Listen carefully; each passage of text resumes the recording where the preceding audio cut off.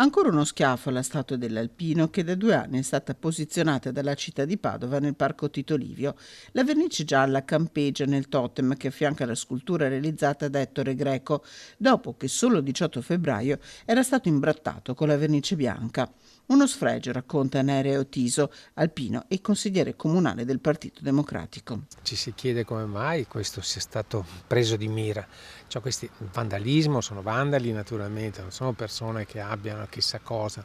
L'altra volta la scritta era ingiuriosa e offensiva, questa volta è una firma di qualche graffitaro, writer, non lo so. Sta di fatto che questi sono entrati di notte perché i cancelli sono chiusi al giardino Tito Livio e poi hanno agito e hanno fatto questa scritta. È un monumento simbolico questo, un atto di gratitudine per gli alpini in occasione dei 100 anni dalla fondazione della sezione di Padova.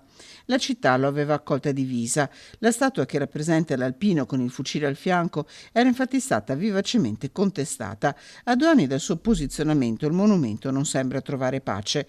Non solo, a problema si aggiunge problema, perché se la vernice bianca usata a febbraio era lavabile, diverso il caso di quella usata adesso, che, spiega Nereo Tiso, sarà difficile anche da ripulire. Se qualcuno vuole aiutare sia dal punto di vista economico, se vuole naturalmente chiamando la sezione di Padova, ma soprattutto dal punto di vista tecnico, perché quello è il problema. Dal punto di vista tecnico, per evitare che si rovini tutto, che cancellino le parole, quindi diventa veramente, oltre al danno, la beffa, lo scempio, non capire che cosa è scritto, non sapere perché è stato fatto il monumento, quindi questa sarebbe la cosa più grave.